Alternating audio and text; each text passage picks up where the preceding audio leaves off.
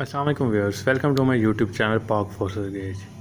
Pakistan air force में बाहिसियत civilian staff शमूलियत इख्तियार करने का सुनहरी मौका। मंदरजा झैल वैकेंसीज़ अनाउंस हुई हैं, जो कि इसमें लिखा है कि ऑनलाइन एप्लीकेशन इस पर सबमिट कर सकते हैं। तो वो तमाम कैंडिडेट जो काफ़ी अरसे से वेट कर रहे थे या बार बार कमेंट सेक्शन में और ग्रुप्स में पूछ रहे थे कि सिविलियन की वैकेंसीज़ कब अनाउंस होनी है, तो उनके लिए ये बहुत ही अच्छी ख़बर मैं देने जा रहा हूँ आज। तो वो तमाम लोग तैयारी पकड़ लें अपनी, जो जितनी भी टाइपिंग टेस्ट वाले हैं, यूडीसी, एलडीसी, क्लरिकल स्टाफ, वो अपनी तैयारी स्टार्ट कर दें अभी से, क्योंकि जो सबसे ज़्यादा इस दफ़ा वैकेंसीज़ अनाउंस होनी है वो UDC, LDC, assistant, clerical staff की होनी है। और इस दफ़ा आपको मैं बता दूं कि क्लरिकल स्टाफ का स्केल अपग्रेड हो गया है। जो असिस्टेंट 14 में था वो 15 में चला गया, जो यूडीसी 11 स्केल में था वो 13 में चला गया, और जो एलडीसी 9 में था वो 11 में चला गया। तो इस हिसाब से इन्होंने जो इनकी एजुकेशनल क्वालिफ़िकेशन है वो तो नहीं बढ़ाई, लेकिन टाइपिंग स्पीड ज़रूर बढ़ा दी है। मतलब जो लोग 60 स्पीड रखते थे और कहते थे कि हमने यूडीसी पे होना है, तो उनको चाहिए कि अभी मज़ीद अपनी स्पीड बढ़ा लें, अभी से तैयारी स्टार्ट कर लें। इसी तरह एलडीसी में भी जो 30 पे कर रहे थे अभी भी उसको बढ़ा दिए। और इसके अलावा ड्राइवर हजरात के लिए भी है कि बेशुमार वैकेंसीज़ ड्राइवर की आनी है, क्योंकि पिछले एक साल से भी ज़्यादा हो गया कि वैकेंसीज़ दोबारा अनाउंस नहीं हुई। तो इस दौरान जो शार्टेज हुई है, तो उसकी वजह से पाकिस्तान एयरफोर्स बहुत सारी वैकेंसीज़ अनाउंस कर रहा है। तो वो तमाम कैंडिडेट जिनके जो लास्ट उस पर अप्लाई किया था जिन्होंने, उनके लिए भी मैं इसमें आपको बता देता हूँ कि उनका क्या होने जा रहा है। तो जो न्यू इंडक्शन है उसमें वो लोग भी अप्लाई कर सकते हैं जो पहले स्टैंड बाई में है, वेटिंग में है, जिनका लेटर इशू हुआ था कैंसिल हो गया, जिनका नहीं इशू हुआ, सेलेक्टेड हैं लेकिन लेटर नहीं इशू हुआ, उनका क्या होना है वो भी मैं आपको इस वीडियो में आगे चल के बताता हूँ। पहले इस पर डिस्कस कर लें कि एलडीसी के मैं बता रहा था कि उनका अपग्रेडेशन के बाद जो है उनके क्राइटेरिया में पहले तो ये कह रहे थे कि हमने इनका क्राइटेरिया बढ़ा देना है। इनके मैट्रिक वाला जो एलडीसी था उसको इंटर पे कर रहे थे और यूडीसी को ग्रेजुएशन पे, लेकिन इस तरह की फ़िलहाल कोई तब्दीली नहीं की गई। सिर्फ ये किया गया कि क्वालिफ़िकेशन वही होगी, लेकिन टैपिंग का जो क्राइटेरिया है वो बढ़ा दिया है। यानी कि जो एलडीसी 50 करके भी कहते थे कि हम हो जाएंगे, तो अब उनको थोड़ी सी और इम्प्रूवमेंट की ज़रूरत है। तो आप लोगों के पास टाइम है, क्योंकि टेस्ट के बाद भी 3-4 महीने हो जाते हैं टाइपिंग टेस्ट में, तो उस दौरान और अभी से आप स्टार्ट कर देंगे तो उसका भी आपको बहुत बेनिफिट होना है। तो इसके लिए हमने एक ग्रुप बनाया अभी से तैयारी के लिए। हर जो ट्रेड है उसका अलग से, एलडीसी का अलग से, यूडीसी का अलग से, और जो टेक्नीशियन है उनका अलग से। तो टेक्निकल स्टाफ की भी इसमें मैं आपको बताना चाहूँ कि उनकी कोई अपग्रेडेशन तो नहीं हुई, लेकिन उनके भी बहुत सारी वैकेंसीज़ हैं। और वो तमाम टेक्नीशियन जो पहले से वेट में जिनके लेटर कैंसिल हुए थे, उसका भी मैं आपको इसमें क्लैरिफाई कर देता हूँ कि उनका क्या फ़ैसला हुआ है, क्या होना है। तो ये काफ़ी टाइम से हो रहा था कि सुनने में आ रहा था कि 3-4 साल वैकेंसीज अनाउंस नहीं होनी। तो ये भी बात एक हद तक, लेकिन जो अभी फ़ैसला हुआ है रिसेंट, जो मेरी बात हुई है वहाँ पे स्टाफ से, तो जो इनके हेडक्वार्टर है वो कह रहे हैं कि हमने जो है ना इस पे काम मुकम्मल कर लिया है। तो वो कैंडिडेट तमाम जो वेट कर रहे थे कि जिनके कैंसिल हो गए थे लेटर, उनके लेटर भी इशू होने के जो 100% चांसेस हैं वो स्टार्ट हैं। तो लेटर जो है ना वो इंशाल्लाह जो स्टैंड बाई में थे, जिनके कैंसिल हो गए थे, उनके तो नेक्स्ट मंथ से स्टार्ट हो ही रहे हैं।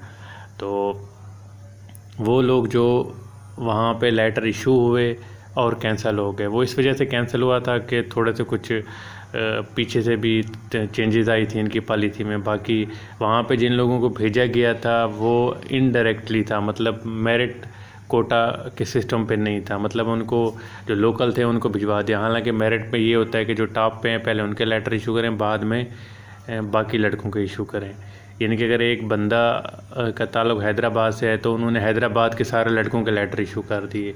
हालांकि ऐसा नहीं होता, फेडरल गवर्नमेंट में ऐसा होता है जो मेरिट वाइज आ रहा हो, चाहे वो KPK का हो, पेशावर का हो, बलूचिस्तान का हो, पंजाब का हो, लाहौर, कहीं का भी हो, अगर मेरिट पे वो पहले आ रहा है तो जहाँ वैकेंसी खाली है पहले उसको जाना चाहिए। तो उन्होंने उनके कैंसिल करके मेरिट वाइज इशू किए थे, लेकिन बाद में कुछ इशू करने के बाद स्टॉप कर दिए थे। अभी दोबारा से उनके जो है नेक्स्ट मंथ से स्टार्ट हो जाएंगे, यानी कि सितंबर में या अगस्त के एंड में सितंबर में ये स्टार्ट कर रहे हैं, ये सिलसिला वो स्टार्ट हो जाएगा। और न्यू इंडक्शन के बारे में मैं आपको बताना चाहूँगा कि इसमें कौन कौन सी वैकेंसीज़ हैं। न्यू इंडक्शन में आप देख सकते हैं कि टेक्निकल स्टाफ की जो वैकेंसीज़ हैं वो इसमें आप देख सकते हैं कि जिसमें फोरमैन की है, और असिस्टेंट तो क्लरिकल में आ जाता है, और उसके बाद फोरमैन दूसरे ट्रेड का भी इसी तरह 3-4 ट्रेड में इंजन फिटर हो गया, इलेक्ट्रिक फिटर है, और इस तरह के फोरमैन भी हैं जिसकी क्वालिफ़िकेशन डिप्लोमा इन्होंने मांगा हुआ है कि मैट्रिक के बाद डिप्लोमा होना चाहिए 3 साल का। इसके अलावा असिस्टेंट फोरमैन की भी है। असिस्टेंट फोरमैन की बहुत सारी वैकेंसीज़ हैं इसमें, जो कि एक पेंटर, कारपेंटर और आर्म फिटर है। इसके अलावा एक और भी है। तो ये टेक्निकल स्टाफ होते हैं जो इन तमाम जो एयरक्राफ्ट की मेंटेनेंस का काम करते हैं। ये उनकी वैकेंसीज़ के बारे में मैं आपको बता रहा था। तो मेंटेनेंस में आप देख सकते हैं का काम क्या होता है। ये जो आप पिक्चर्स देख सकते हैं, इस तरह का इनका काम होता है। जो एयरक्राफ्ट के मुख्तलिफ पुर्जे होते हैं उनको उनकी मेंटेनेंस करना, ये भी सिविलियन स्टाफ की रिस्पॉन्सिबिलिटी में आता है। तो इसमें आप वाज़े देख सकते हैं कि इस तरह का काम होता है। तो असिस्टेंट फोरमैन या फोरमैन जो है ना, वो एक 4 लेवल पे होता है, जो कि सिर्फ सुपरविजन करता है और साथ साथ एडवाइस भी, गाइड भी करता है जो स्टाफ होता है बाकी, उनको जो टेक्निकल स्टाफ होता है। इसी तरह कुछ ऐसे होते हैं कि जिनको डायरेक्टली एयरक्राफ्ट पे काम करना पड़ता है, जो कि वेपन सिस्टम से रिलेटेड होता है। तो उनकी भी वैकेंसीज इसमें अनाउंस हुई हैं। तो उसमें टेक्निकल स्टाफ में ये है कि भी मैं तमाम कैंडिडेट को, पिछली बार भी मैंने यही कहा था कि जो STM पे अप्लाई करना चाह रहे हैं तो उनके लिए यही है कि इस दफ़ा उन्होंने लाजमी करार दिया है कि एक्सपीरियंस होना चाहिए या डिप्लोमा होना चाहिए। अगर आपके पास 6 माह का कोई भी डिप्लोमा है टेक्निकल कॉलेज या कहीं से भी आपने किया हुआ है तो वो बेस्ट है, आपके पास है तो ठीक है। अगर नहीं है तो आप किसी शॉप, किसी फैक्ट्री में काम करें तो कम से कम 6 महीने का वहाँ से सर्टिफिकेट लेके आएँ। तो अगर उस पर आपको सर्टिफिकेट आपको 3 महीने का भी मिल जाता है तो वो भी, ये आपके लिए ये प्रेफर होगा कि आपकी जो रिलेटेड ट्रेड है आप उस हिसाब से, अपनी क्वालिफ़िकेशन के हिसाब से अपना ट्रेड इसमें ले सकेंगे।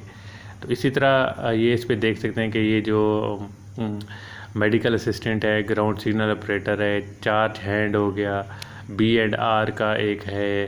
तो इस तरह की भी वैकेंसीज अनाउंस होनी है। तो ये तमाम जो डेटा है इनका, इन्होंने ये बना लिया है, तमाम कंफर्म हो गया है कि हमें कहाँ कहाँ पे कितने कितने बंदे चाहिए। ये कंसोलिडेटेड डेटा जो है ये इनका बन गया है। जो एडवर्टाइज़ है वो भी तकरीबन ही मुकम्मल हो चुकी है, जो कि अभी जो है ना 1-2 माह में जो है ना वो अनाउंस कर दी जाएगी। तो वो लोग जो कह रहे थे कि बिल्कुल अनाउंस नहीं होनी, तो उनके लिए ये कि अनाउंसमेंट का वाकई ऐसा हुआ था कि नहीं होना। लेकिन अभी भी ये कह रहे हैं, हमने ये जो इंडक्शन कर रहे हैं हम 2024 के लिए कर रहे हैं, यानी कि इनकी एडवर्टाइज़ ये कर देंगे। नवंबर दिसंबर में एडवर्टाइजमेंट आ जाएगी, रजिस्ट्रेशन स्टार्ट के बाद इनके पेपर जो है वो स्टार्ट हो जाएंगे, और ये तमाम प्रोसीजर मुकम्मल जो होगा वो सितंबर में होगा, यानी कि नेक्स्ट सितंबर में। तो वो कैंडिडेट जो कहीं और एजुकेशन जारी रख रहे हैं तो वो भी साथ में करते हैं, कहीं और अप्लाई कर रहे हैं तो वो भी जारी रखें, क्योंकि 1 साल का पूरा प्रोसीजर होता है। हाँ, जो लोग सिलेक्टेड थे जिनके लेटर कैंसिल हुए वो वेट करें, इंशाल्लाह उनके नेक्स्ट मंथ से लेटर जो है ना वो स्टार्ट हो रहे हैं, तो उस पर उन्होंने इसकी स्टार्टिंग कर दी है। बाकी इंशाल्लाह इसमें आप देख सकते हैं कि जो बाकी हैं टेक्नीशियन हैं उसकी भी बहुत सारी वैकेंसीज, ड्राइवर की भी हैं, बावर्ची की भी होती है, कुक की, मिडवाइफ की भी, और ग्राउंड सिग्नल ऑपरेटर का तो मैंने बता दिया था। लेबॉर्ट्री टेक्नीशियन भी हैं जिनकी एज 18 से 25 साल तक है, जबकि टेक्नीशियन के लिए 18 से 28 साल वाले अप्लाई कर सकते हैं। तो तमाम कैंडिडेट से यही मैं कहूँगा कि अपनी तैयारी अभी से स्टार्ट कर दें, क्योंकि इन टाइम आपको रजिस्ट्रेशन के बाद 1 हफ़्ते के अंदर अंदर आप इस पर काम स्टार्ट कर देना होता है, तो इस पर नहीं पता चलता।